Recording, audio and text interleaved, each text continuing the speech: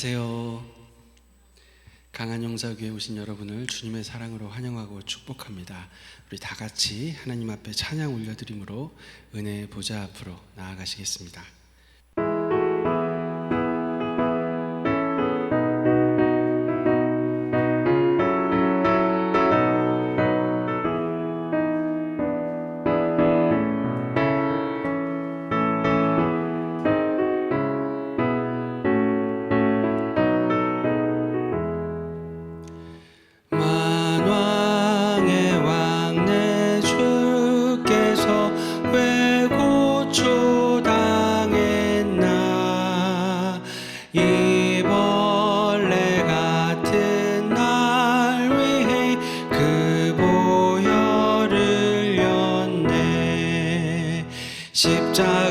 십자가 내가 처음 볼 때에 나의 맘에 큰 고통 사라져 오늘 믿고서 내 눈 밝았네 참 내 기쁨 영원하도다 주 십자가 못 박힘은 속죄함 아닌가 그 긍휼함과 큰 은혜 말할 수 없도다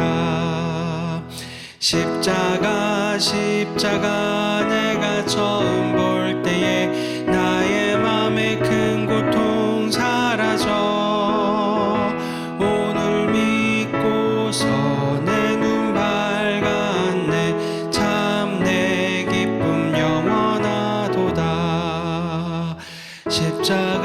십자가 내가 처음 볼 때에 나의 맘에 큰 고통 사라져 오늘 믿고서 내 눈 밝았네 참 내 기쁨 영원하도다 늘 울어도 그 큰 은혜 다 갚을 수 없네 나 주님께 몸 바쳐서 주의 일 힘쓰리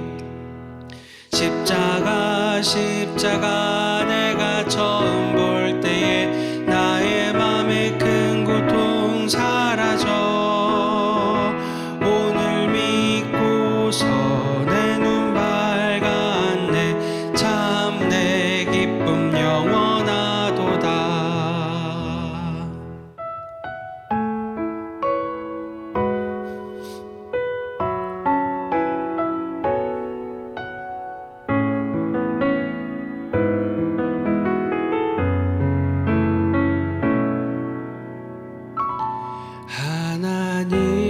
하나님은 너를 지키시는 자 너의 우편에 그늘 되시니 낮에 해와 밤의 달도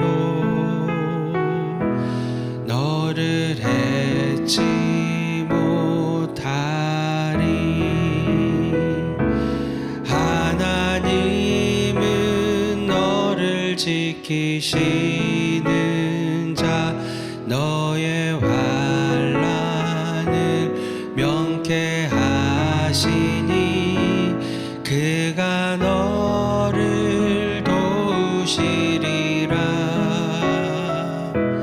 너의 출입을 지키시리라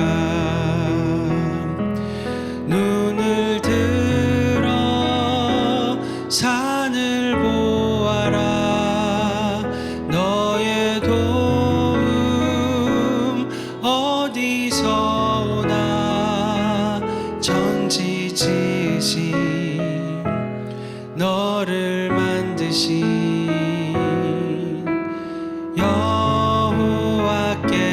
여호와께로다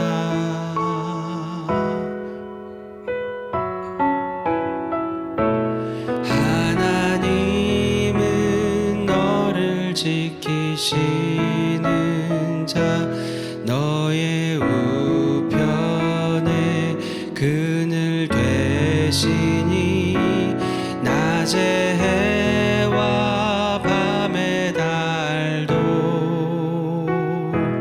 너를 잊지 못하리. 하나님은 너를 지키시는 자, 너의 환난을 명쾌하시니 그가 너를 도우시리라. 너의 출입을 지키시리라. 눈을 들어 주를 보아라. 주를 보아라. 너의 도움 어디서 오나. 천지 지으신 너를 만드신 예수님, 예수님께로다.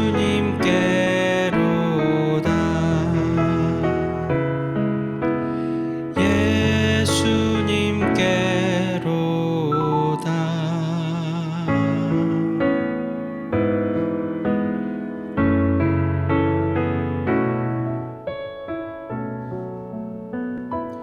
날마다 숨쉬는 순간마다 내 앞에 어려운 일 보내. 주님 앞에 이 몸을 맡길 때 슬픔 없네, 두려움 없네. 주님의 그 자비로운 손길 항상 좋은 것 주시도다. 사랑스레 아픔과 기쁨을, 수고와 평화와 안식을.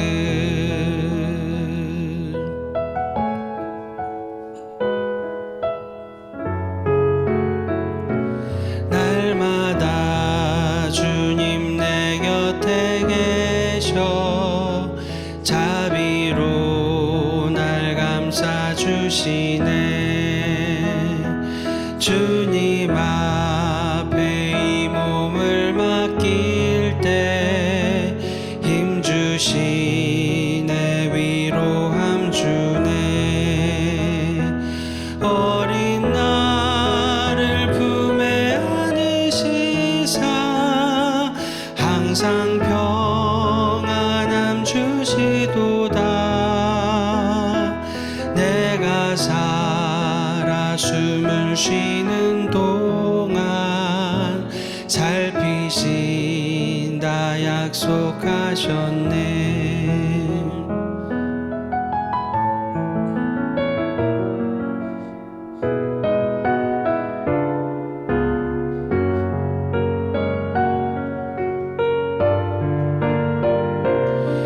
인생의 어려운 순간마다 주의 약속 생각해보네. 내 맘속에 믿음 잃지 않고 말씀 속에 위로를 얻네.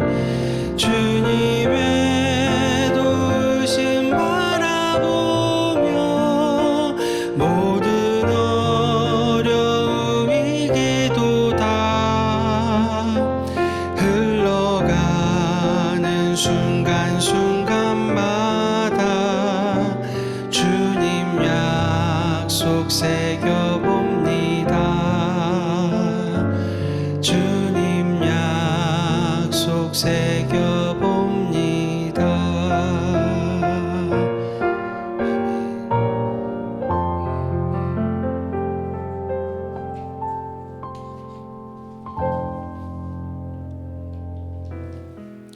오늘 우리에게 주시는 말씀은 마가복음 4장 35절에서 41절 말씀입니다.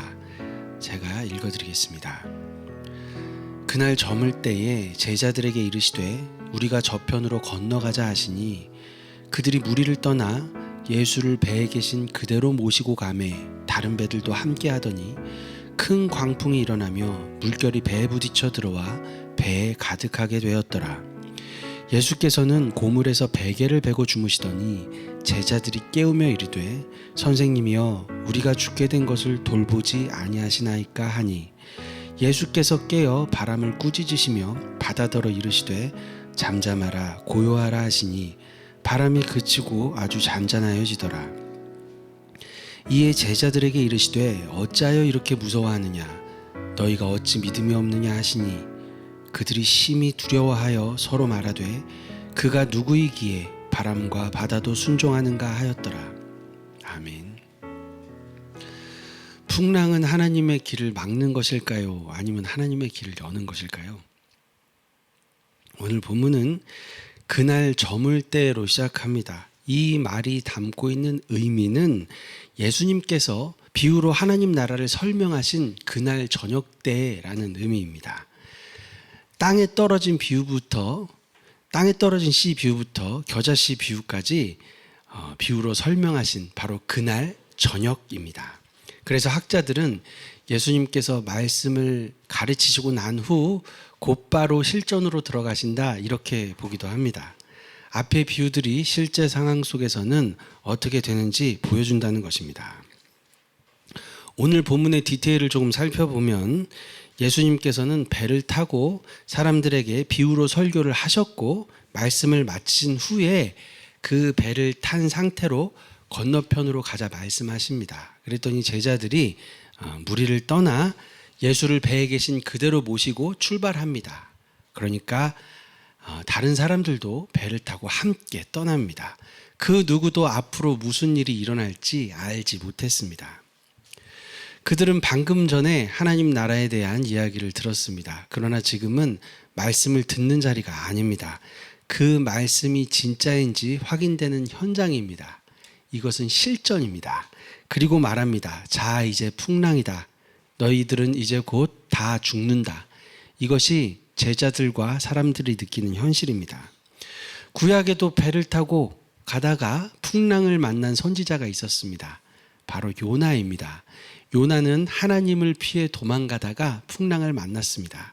그 풍랑은 요나를 막기 위한 풍랑이었던 것이죠. 그러나 하나님께서는 이 요나를 막으심으로 니느웨를 향한 구원의 길을 여셨습니다.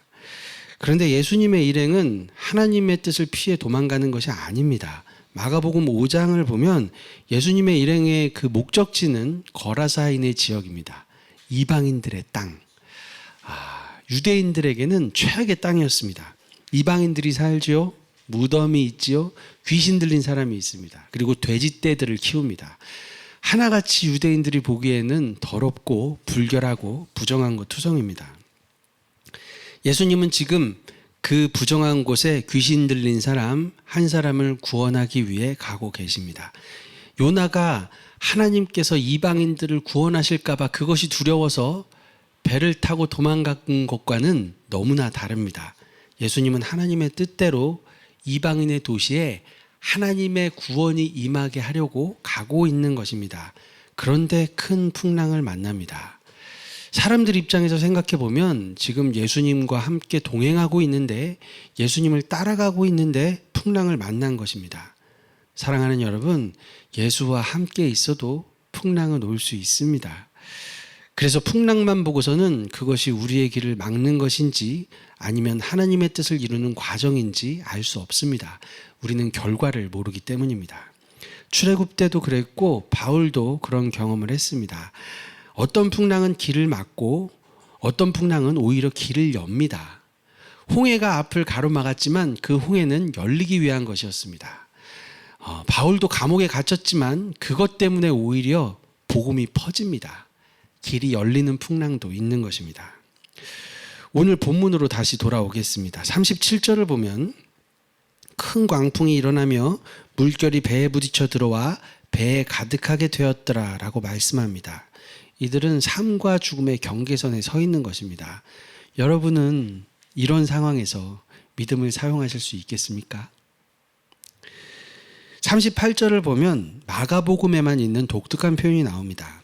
예수께서는 고물에서 베개를 베고 주무시더니 제자들이 깨우며 이르되 선생님이여 우리가 죽게 된 것을 돌보지 아니하시나이까 하니, 고물에서 베개를 베고 주무셨다는 표현은 이 마가복음에만 있습니다. 마태복음에는 예수께서 주무시는지라 이렇게 표현하고, 누가복음도 예수께서 잠이 드셨더니가 끝입니다.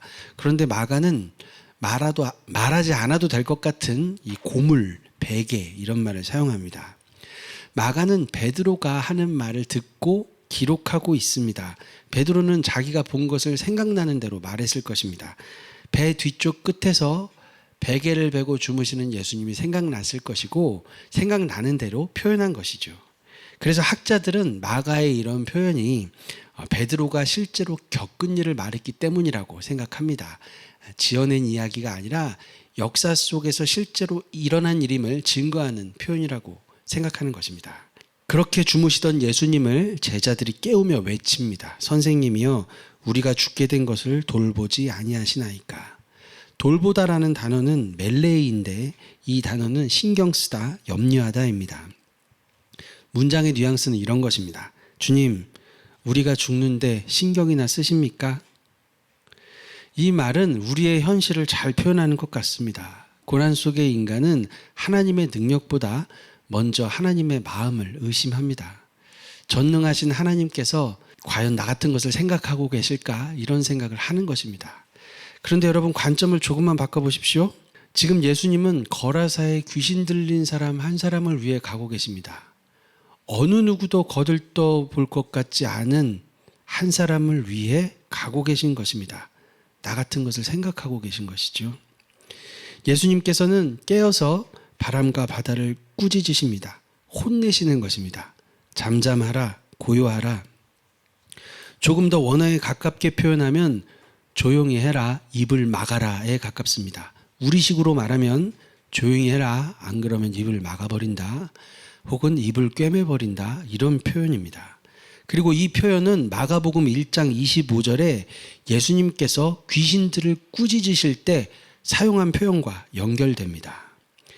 예수님께서 귀신을 쫓아주시려고 가는 것을 귀신들이 알고 발악을 하고 있는 걸까요? 성경은 그렇게 이야기하지 않습니다. 가능성이 전혀 없는 것은 아니지만 성경이 말하지 않는다면 우리도 말하지 않는 것이 건강합니다. 성경이 해석하지 않는데 우리가 상상으로 해석하는 것은 건강하지 않은 것입니다. 지금 이 장면은 예수님의 꾸짖음에 자연이 순종하고 있다는 것이 핵심입니다. 이 풍랑이 귀신 때문이었는지 아니면 우연인지 아니면 또 다른 이유 때문인지 이런 것이 중요한 것이 아니라 예수님께서 명하시자 자연조차도 순종할 수밖에 없었다는 것이 중요한 것입니다. 이 부분은 시편 107편 23절에서 32절과 연결시키는 해석자들이 많습니다. 내용이 비슷하기 때문입니다. 이 시편에는 배를 타고 바다에 나가서 일하는 사람들이 등장합니다. 그들은 바다에서 하나님께서 하시는 일을 경험하는데 하나님께서는 큰 광풍을 일으키시고 파도는 높아집니다. 사람들은 영혼이 녹을 것 같은 위험과 두려움을 느껴서 여호와께 부르짖습니다. 이렇게 부르짖자 하나님께서는 광풍을 고요하게 하시고 물결을 잔잔하게 하십니다. 즉 시편 107편에서 여호와께서 하시는 일을 마가복음에서는 예수님이 하십니다. 예수님께서 이 땅에 내려오신 하나님이라는 것을 알려주고 있는 것입니다. 그러나 제자들에게는 아직 이런 믿음이 없습니다. 예수님께서는 어찌하여 두려워하느냐, 아직도 믿음이 없느냐 이렇게 말씀하십니다. 다른 복음서들은 표현을 좀 완화합니다. 믿음이 작은 자들아 라고 하거나 너희 믿음이 어디 있느냐 이렇게 표현합니다. 그런데 마가는 돌려 말하지 않고 직접 거칠게 말합니다. 왜 믿음이 없느냐? 아니 지금 당장 죽게 생겼는데 뭘 믿으라는 겁니까? 믿고 죽으라는 겁니까? 그것이 아니라 임마누엘의 하나님을 믿으라는 것입니다. 하나님이 우리와 함께 하십니다. 그분이 바로 예수님입니다. 지금 이 배 위에 생명을 창조하신 분이 계십니다. 자연을 다스리시는 분이 계십니다. 정말로 내 옆에 전능하신 하나님이 계시다면 왜 두려워합니까? 우리에게 믿음이 없는 것입니다. 예수가 어떤 분인지를 알지 못하는 것입니다. 그래서 두려워합니다. 그래서 불안합니다. 지금 내가 예수님과 동행하는 것이 맞습니까? 잘 모르겠습니다. 예수님과 동행한다면 왜 풍랑을 만납니까? 왜 가난합니까? 왜 되는 일이 하나도 없습니까? 내가 너무 죄인이라서 그런 것일까요? 그냥 구원해 주시고 축복해 주시기에는 내가 너무 큰 죄인인가요? 사랑하는 여러분, 예수님께서는 우리 죄를 용서해 주시기 위해서 자기 몸을 바다에 던지는 요나와 같습니다. 그 죄인들이 뭐라고? 얼마나 대단한 사람들이라고? 요나는 부족하고 불순종하였지만 자기 몸을 바다에 던지라고 말합니다. 그러나 우리 예수님은 말 한마디로 풍랑을 잔잔하게 하시는 분이었습니다. 그리고 순종하시는 하나님의 아들입니다. 그럼에도 불구하고 결국 요나보다 더 깊은 바다, 더 깊은 죽음의 심연 속으로 던져지십니다. 십자가로 던져지십니다. 하나님의 뜻을 이루기 위해 가고 계신데, 순종하고 계신데 풍랑을 만난 것입니다. 순종은 고난을 면제해 주지 않습니다. 그러나 기억하십시오. 고난조차도 우리 주님의 통치 아래에 있는 일입니다. 그 고난을 통하여 예수님이 누구신지 우리에게 드러내 주시는 것입니다. 그날 저물 때의 일을 살펴보았는데요. 그날 오후에 들었던 말씀을 떠올려 보면 우리는 예수님의 말씀을 듣고 있지만 환란이 오면 다 도망갑니다. 덜바칩니다. 우리에게 믿음은 없는데 그런데도 예수님은 우리를 구원해 주십니다. 큰 풍랑이 와도 그 풍랑보다 더 크신 예수를 보게 만드시는 것입니다. 이제야 비로소 우리 마음속에 작은 겨자씨 하나 같은 믿음이 생긴 걸까요? 이제는 풍랑이 온다고 해서 무조건 불순종의 증거라고 생각하지 않습니다. 풍랑은 순종의 길목에서 겪는 과정일 수도 있다는 것을 압니다. 어떤 풍랑 앞에서는 멈추고 돌이켜야 할 때가 있고 어떤 풍랑 속에서는 말씀을 붙들고 계속 가야 할 때가 있습니다. 기준은 풍랑이 아니라 하나님의 말씀입니다. 우리는 점점 자라서 조금씩 하나님의 말씀을 분별하게 될 것입니다. 우리는 풍랑을 만나면 이렇게 묻습니다. 왜 나에게 이런 일이 일어난 것입니까? 그러나 마가는 이 이야기를 통해서 우리에게 더 중요한 질문을 던집니다. 그가 누구이기에 바람도 순종하고 바다도 순종하고 죄도 용서하시고 귀신도 떠나가고 죽음도 이기시는가? 우리 다 같이 기도하겠습니다.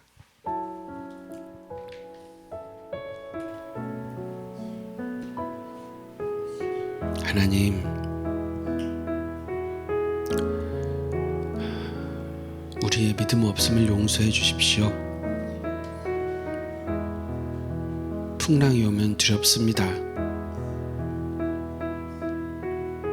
하나님이 매일매일 우리를 먹이시고 입히시고 보호해주신다는 것을 알면서도 조그만 환란이 오면 우리는 두렵습니다. 항상 먹던 것, 항상 입던 것 조금이라도 적어진다 생각하고 불안함이 엄습하면 우리는 두렵습니다. 예수님을 믿고 있는데 그분이 전능하신 하나님이라고 고백하는데도 우리는 두려워합니다. 하나님, 우리를 좀 굳건하게 세워주십시오. 현실이 많이 버겁습니다. 믿음으로 견뎌보려 하고 믿음으로 버티려고 하지만 주님, 내 마음속에 우리가 기대했던 믿음은 보이지 않습니다. 하나님, 우리 아버지, 주님의 자녀들에게 힘을 주십시오. 우리가 주님의 그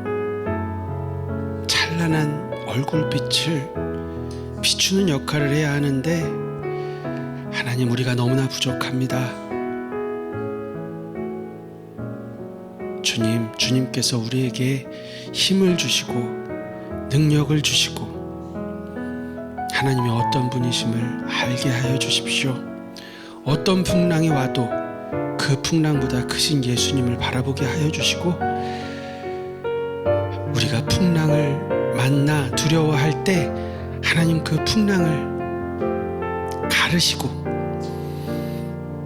갈라지지 않는다면 그 풍랑을 걷는 예수님을 붙들게 하여 주십시오.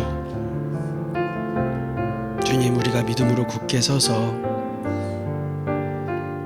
우리가 하나님의 사랑 안에 있음을 증거하는 하나님의 자녀로 그렇게 세워주십시오.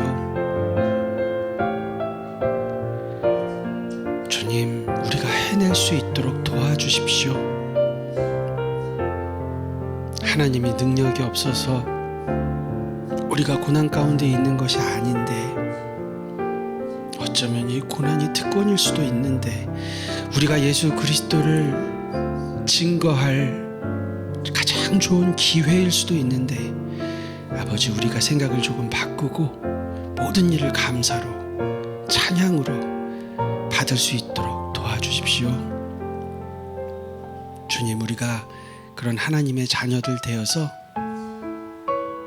세상을 더욱 아름답게 향기롭게 그렇게 만드는 우리 모두가 될 수 있도록 은혜 베풀어 주시옵소서. 구주 예수 그리스도의 은혜와 하나님 우리 아버지 지극하신 사랑하심과 성령님의 감화 감동 위로 역사 충만하심이 하나님의 전능하심을 굳게 믿기로 다짐하는 사랑하는 하나님의 자녀들, 아들, 딸들, 성도들 한 심령 한 심령 위에 이제로부터 영원토록 함께 있을지어다. 아멘.